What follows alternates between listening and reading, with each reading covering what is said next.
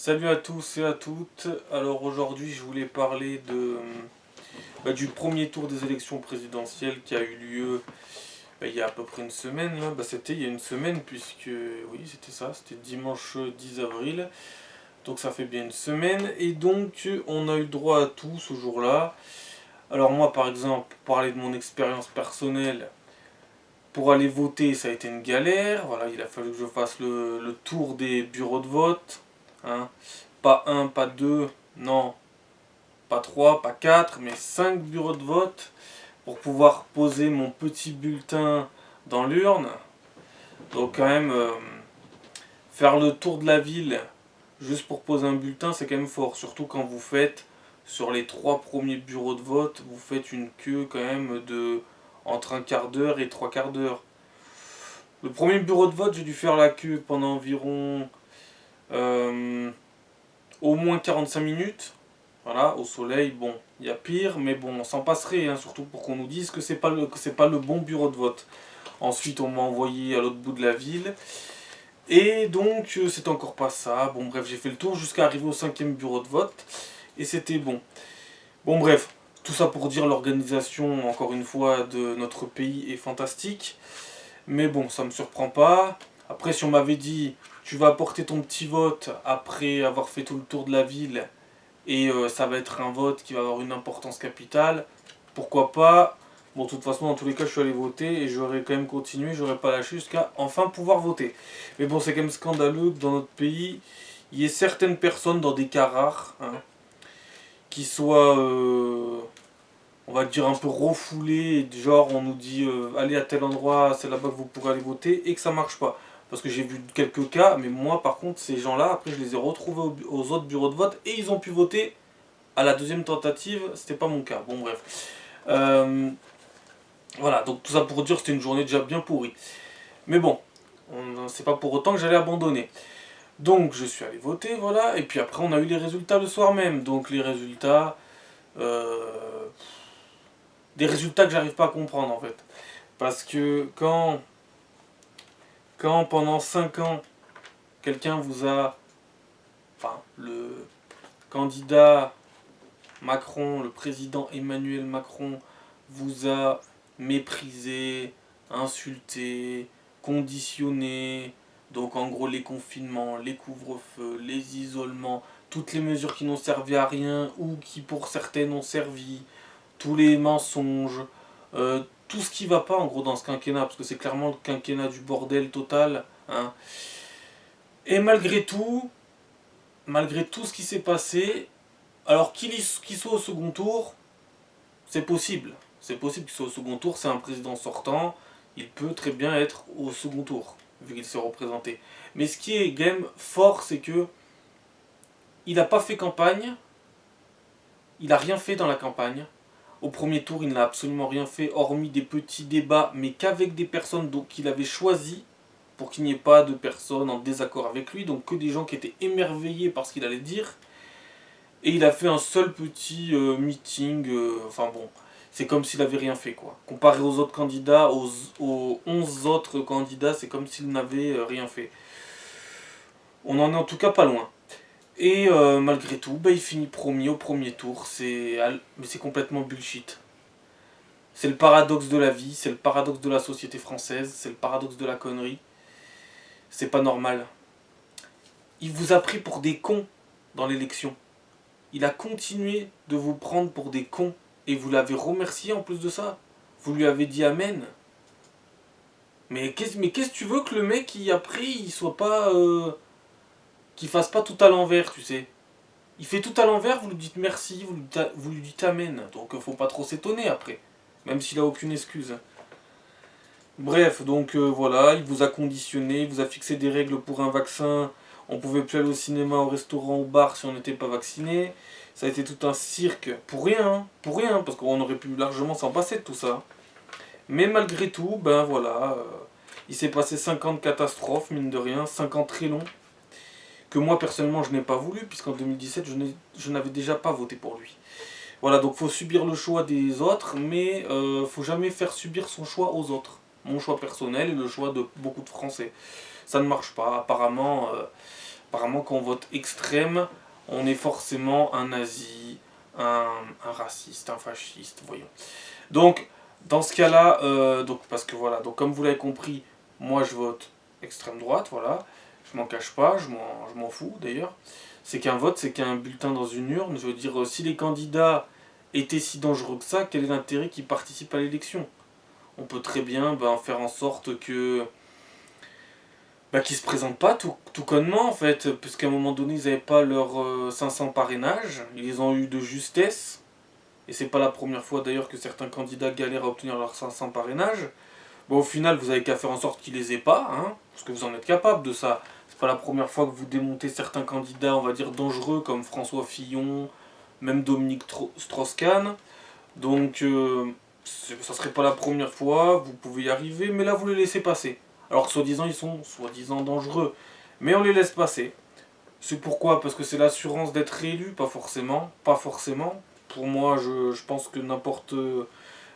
Enfin, je pense que l'un comme l'autre, les deux derniers candidats peuvent gagner. Mais apparemment, ça ne se décidera pas dans le grand débat, puisqu'apparemment, pendant 5 ans, on nous a répété que Le Pen avait fait un débat catastrophique et que c'est pour ça qu'elle n'avait pas gagné. Alors que là, si elle fait un bon débat et que Macron est moins bon, dans tous les cas, vous direz qu'il faut faire barrage à l'extrême droite. Voilà. Donc on fera barrage à la compétence et on ne fera pas barrage à l'incompétence. Mais Emmanuel Macron n'est pas dangereux, pas du tout. Pas du tout. Absolument pas. Par exemple, il passe son temps à appeler Poutine pendant des heures très souvent. Mais voyons, c'est Marine Le Pen qui a déclenché la guerre en Ukraine, c'est Marine Le Pen qui est proche de Poutine. Non, lui, il n'est pas proche, il passe son temps à discuter avec lui, d'ailleurs pour rien, puisque rien n'a changé. La situation en Ukraine n'a pas changé parce que M. Macron a échangé avec M. Poutine. Ensuite, ce qui me fait bien rire, c'est que Poutine, on dit que c'est le président Poutine. J'arrête pas d'entendre toujours le président Poutine, c'est un dictateur. Il tue des gens, il bombarde des enfants, des familles qui n'ont rien demandé, qui sont même pas armées, qui veulent s'enfuir, il les bombarde. Mais on dit le président Poutine, et puis Marine Le Pen qui veut sauver la France, c'est une facho, une raciste. Bah voyons, ça tient la route, dis donc. On respecte les statuts, mais que quand on est président, enfin c'est n'importe quoi. Ensuite, on entend des Mourad Boudjelal hier qui dit, au meeting de Macron à Marseille, il a dit tous ceux qui voteront RN sont des fascistes. Il faut bien que vous sachiez que vous êtes donc des fascistes et des gros racistes. C'est bien d'insulter une grosse partie de la France, c'est magnifique. Alors encore une fois, je vais devoir le répéter, mais à moins que certains soient totalement bouchés. En fait, il faudrait vous faire quelques expériences sociologiques pour vous apercevoir que en fait nous sommes tous racistes. Pas au même degré, pas pour les mêmes raisons, mais nous sommes tous racistes. C'est indéniable, c'est indiscutable. En fait, il suffirait peut-être de vous placer à certains endroits, de supporter des gens qu'on n'a pas envie de supporter parce qu'ils ne sont pas français, parce qu'ils ne respectent rien, parce que ce sont des sous-merdes, des mange-merdes qui ne se cachent même pas. Et puis peut-être qu'au bout d'une semaine, vous aurez peut-être envie de voter extrême droite. Hein. Après, j'entends aussi à Skyrock, ce qui est un peu maintenant devenu clairement une radio un peu, entre guillemets, islamisée, un peu la radio de racaille, tu vois. Un peu la radio pour les jeunes rebelles de banlieue. J'entendais D-Fool à l'émission de Skyrock en direct. Il disait à un moment donné, ils adorent souvent en mettre plein la gueule à l'extrême droite. D'ailleurs, c'est marrant, ce qui est bizarre, c'est que l'extrême droite a jamais été au pouvoir, mais que à Skyrock, ils tapent toujours que sur l'extrême droite. Les seuls qui n'ont pas montré ce qu'ils valaient se font toujours dégommer. C'est pas pourquoi, c'est gratuit. Et c'est débile, c'est totalement débile, mais bon, faut pas s'étonner, Skyrock devient une radio de plus en plus débile. Moi je l'écoute de moins en moins. Avant je l'écoutais tout le temps, j'ai vu au fur et à mesure des années que ça devenait du n'importe quoi. Mais bon, tout ça pour en revenir, par exemple, D-Fool disait que Marine Le Pen... attendez, de toute façon j'ai noté. Il disait que... Je l'ai noté là. De toute façon ça va pas durer longtemps, mais c'est très souvent qu'ils leur en mettent plein la gueule. Alors, il n'y a pas plus faux cul que Marine Le Pen. Ces gens haineux et racistes. J'ai rien contre les gens qui votent pour eux, mais ils doivent avoir des problèmes dans leur vie et être en colère. Et après, Romano a répondu, Peut-être parce que le président actuel n'a pas fait ce qu'il fallait. Mais c'est pas parce que le président actuel ne fait pas ce qu'il faut que forcément on devrait avoir une interdiction de voter Le Pen ou de voter Zemmour. Et ils ont le droit un jour de passer, ils ont le droit de montrer ce qu'ils valent, merde. Sinon, quel est l'intérêt de se battre pour avoir des parrainages? Quel est l'intérêt de devoir financer sa campagne? Quel est l'intérêt d'avoir plein de militants et d'électeurs derrière soi si on ne sert à rien? Quel est l'intérêt d'avoir des maires du Rassemblement national à certains endroits dans les villes? Quel est l'intérêt de faire les législatives, de faire les municipales, de faire les régionales si ça ne sert à rien? De toute façon, à un moment donné, de toute façon, c'est pas compliqué. Un jour, les idées d'extrême droite finiront par arriver au pouvoir. Mais pas parce que vous aurez fait en sorte qu'ils arrivent, parce qu'ils auront mérité d'y arriver. C'est tout. Comme vous avez mérité d'y arriver. Mais par contre, pendant 5, 10, 15, 20, 25, 30, 40 ans, vous avez fait n'importe quoi. Mais de toute façon, vous allez finir par le payer. De toute façon, c'est pas compliqué. Hein. Donc voilà, quand j'entendais Diffoul, j'ai l'impression que tous ces gens-là sont lobotomisés en fait. Quelqu'un leur a dit extrême droite, oh bah oui, je vais répéter ce qu'on m'a dit. Moi, je répéterai pas ce qu'on m'a dit. Je vais pas faire l'effet de groupe à reproduire les conneries des autres. T'as le droit d'avoir ta propre pensée, ta propre réflexion sur ce qui se passe. T'es pas là pour écouter les gens, que ça soit Diffoul, Mourad Boudjelal, les ministres, les chanteurs, les stars de cinéma. D'ailleurs, ces gens-là... En fait, moi j'ai toujours dit, déjà, j'aimerais... Un de mes rêves en politique, j'en ai un, ça serait que personne n'aille voter. Voilà. Ça, c'est un de mes rêves. J'en ai un deuxième, bon, ça serait que l'extrême droite soit au pouvoir. Et j'en ai un troisième, ça serait qu'on puisse voir le vote des gens. Non, parce qu'il y en a beaucoup qui appellent à voter, à faire barrage à l'extrême droite, mais peut-être que si on regardait leur bulletin, ils voteraient Marine Le Pen ou Éric Zemmour. Donc ces gens-là sont des pourris, hein, c'est de la merde. Ces gens-là sont pas fiables. De toute façon, il faut se fier à personne dans la société. Clairement, c'est une société de débiles mentaux. Après, quand je vois des Mélenchon, hein, qui arrêtent pas pendant 5 ans d'en mettre plein la tronche à Macron, enfin d'en mettre plein la tronche, bon bref, façon de parler, hein. Pendant ces meetings, il n'arrêtait pas de dire il faut faire entre guillemets barrage à Macron. Et puis après, arriver le second tour, il ne faut pas accorder une seule voix à Madame Le Pen. Il ne faut pas accorder une seule voix à Madame Le Pen. Il ne faut pas accorder une seule voix à Madame Le Pen. C'est à croire que plus tu vas le répéter, plus les débiles autour de toi, ils vont le bouffer. Oui, que dirait Jean-Luc Mélenchon si on disait il ne faut pas accorder une seule voix à Jean-Luc Mélenchon, hein? Il deviendrait fou, la chouette. Hein. La chouette humaine deviendrait complètement folle. Le bulldog français deviendrait complètement fou. Une fois, je me rappelle, quand ils sont venus à son QG de campagne, il y a eu un contrôle de police, il a dit la République c'est moi, il supportait absolument rien de ce qui se passait. Hein. Mais par contre, le Front National doit toujours faire en sorte de se faire insulter, de se faire rabaisser, de toujours passer pour les mauvais, alors qu'ils n'ont jamais montré ce qu'ils savaient faire et ce qu'ils pouvaient faire. Mais bon, pauvre pays, pauvre France, de toute façon, vous ne voulez pas le changement, mais vous savez une chose, je vais vous expliquer. Vous ne voulez pas le changement, mais le changement est en train de se faire sans vous. Oui, un autre changement est en train de se faire sans vous. C'est-à-dire que bientôt nous ne serons plus chez nous. À certains endroits de France, c'est déjà le cas. Ce quinquennat est le quinquennat du chaos et du mépris, plus aussi de l'incompétence. Vous voulez rien changer, ne changez rien. Mais c'est la meilleure manière d'un jour d'avoir un pays complètement à la rue complet. Le grand déclassement existe bien. Hein. À force de faire n'importe quoi, nous deviendrons un pays pauvre. Ça, y a aucun... ça marche pour tous les pays. Hein. À force de faire n'importe quoi, forcément que tu finis par le payer. À force de verser de l'argent au monde entier, forcément qu'un jour tu n'en auras plus pour ta propre population. Hein. Quand je dis un jour, c'est pas dans 150 ans, hein, on va le vivre, hein, clairement. Le grand déclassement existe, mais il est lié aussi au grand remplacement. Ah oui, une immigration qui n'est pas subie, mais qui est voulue. Hein, s'il y a un projet, c'est un projet européen. Hein. Macron a signé le pacte des migrations. Hein. Voilà. Il aime tellement la France et les Français. il veut aider le peuple ukrainien, mais ce que je comprends pas aussi, c'est qu'il y a une guerre qui se passe en Ukraine, qui a été créée aussi en partie par l'Europe, hein, par Macron et par les autres, par Biden aux États-Unis, tout ça, tout ça. Sans excuser d'ailleurs Poutine. Mais en fait, il s'étonne de la guerre en Ukraine, il s'horrifie de ce qui se passe, il s'indigne de ce qui se passe, mais un jour tu sais que tu vas avoir la guerre en France, toi. Eh oui, parce que tu es en train de la créer. Tu fais venir des gens qui nous haïssent, qui veulent nous détruire, mais tout va bien. Continuons de voter Macron.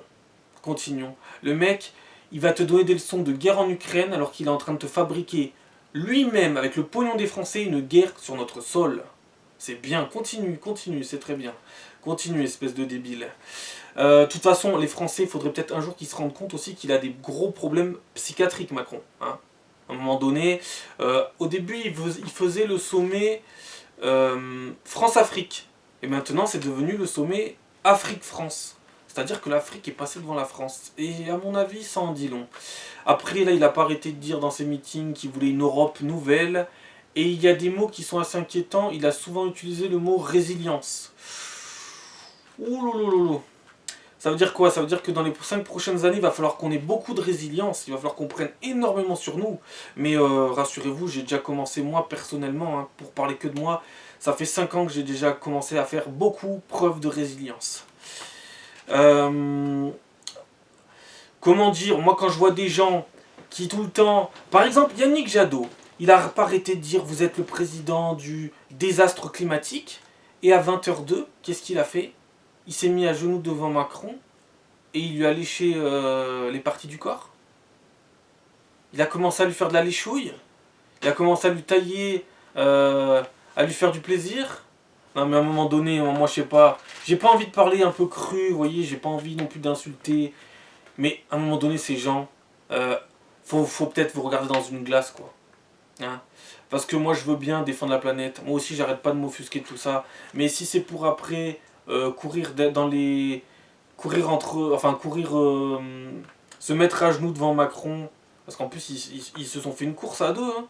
Mélenchon et Yannick Jadot ont fait une course avant d'aller se mettre à genoux devant Macron. À qui aller appeler à voter Macron en premier, hein. Et ouais, non mais voilà, on en est là. Ces gens-là disent qu'ils détestent Macron, que Macron est une catastrophe, qu'il ne faut absolument pas qu'il repasse. Et dès que Macron arrive en tête, et on ne sait d'ailleurs pas pourquoi, mais bon, ça en dit long sur la connerie des Français, mais bon. Et dès qu'il arrive en tête, et ben voilà, on voit les vrais visages, on voit que les masques tombent, hein. Voilà, mais bon, je suis pas surpris, hein. De toute façon, je sais très bien que voter pour ces candidats, c'est voter Macron. Donc au moins c'est vite réglé. C'est malheureux, mais c'est comme ça. Donc voilà. Après, quand on voit tous ces acteurs, franchement, la plupart ils habitent même pas en France. Ou alors ils habitent dans des endroits tranquilles. Ou pour l'instant, je dis bien, ou pour l'instant il n'y a pas de problème. Parce qu'attention, sur les 5 prochaines années de Macron, si jamais il est réélu, vous allez être touchés vous aussi. Et oui. Il n'y aura plus vraiment de privilégiés d'ailleurs. Ça changera un peu, hein. Parce qu'il y en a qui sont privilégiés, mais ils te diront qu'ils ne sont pas privilégiés. Il y en a, ils se rendent même pas compte de la chance qu'ils ont. Un jour, vous allez voir ce que c'est. Moi, j'ai souvent dit ça. Ces gens-là, qui pour l'instant ne sont pas touchés par les conneries du président Macron, vont pas tarder de l'être, parce que l'immigration, ce n'est que le début de son projet. Vous savez pourquoi il se représente d'ailleurs? Il se représente pas pour essayer de poursuivre sa réforme des retraites, tout ça, tout ça. Non, non, non, non, non. En vrai, il se représente surtout pour continuer son projet d'immigration et pour le sauver. Oui. Et puis il voudrait surtout pas être le premier président à faire passer Marine Le Pen au pouvoir, enfin à faire passer l'extrême droite au pouvoir, ça serait terrible pour lui, imaginez l'image. Voilà, donc j'ai pas non plus énormément le temps pour faire une vidéo super longue là, mais tout ça pour dire que moi je ne voterai absolument pas Macron, je n'ai pas voté Macron en 2017, je ne commencerai pas à le faire là. Je veux du changement, je ne veux pas continuer sur 5 ans de catastrophe.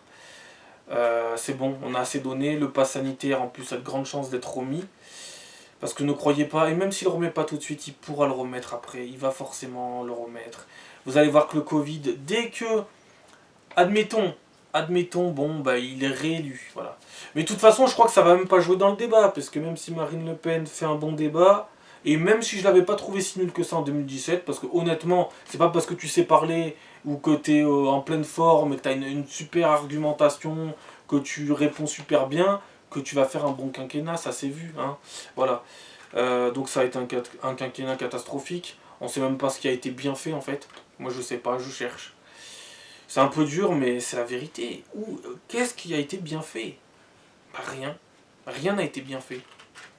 Tout a été mal géré alors que des trucs auraient dû être gérés autrement. C'est... Enfin, j'ai pas énormément le temps, mais bon. Après, vous voyez, j'ai été énormément ému par ce qu'a dit Éric Zemmour. Quand il a vu qu'il avait que 7% des voix.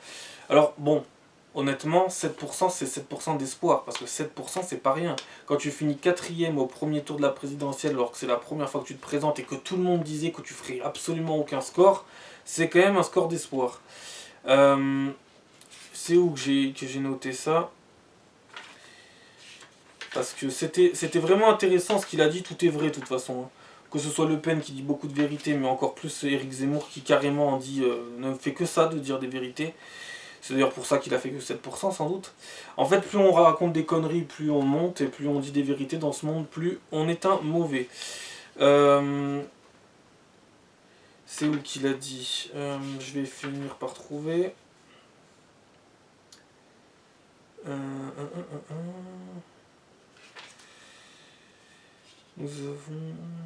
Nous avons gagné dans cette campagne quelque chose qui n'a pas de prix. La puissance et l'expérience. Je ne m'en tiendrai pas là, car Reconquête n'abandonnera rien tant que la France ne sera pas reconquise. Voilà. Je suis déterminé à poursuivre le combat et je ne me tromperai pas d'adversaire. Voyez la différence? C'est que ces gens-là, on va dire que c'est des mauvais, c'est des fachos, des racistes, mais au moins lui, il s'est pas trompé d'adversaire. Il a bien appelé à ne pas voter Macron. Mais après, on dira qu'il est taré, tout ça. Enfin bon. Je suis déterminé à poursuivre le combat et je ne me tromperai pas d'adversaire. C'est la raison pour laquelle j'appelle à voter pour Marine Le Pen. Il y a quelque chose de beaucoup plus grand que nous, c'est la France. Voilà, voilà, c'est totalement vrai. Ensuite, il a dit « Il était de notre devoir de nous lever et je me suis levé.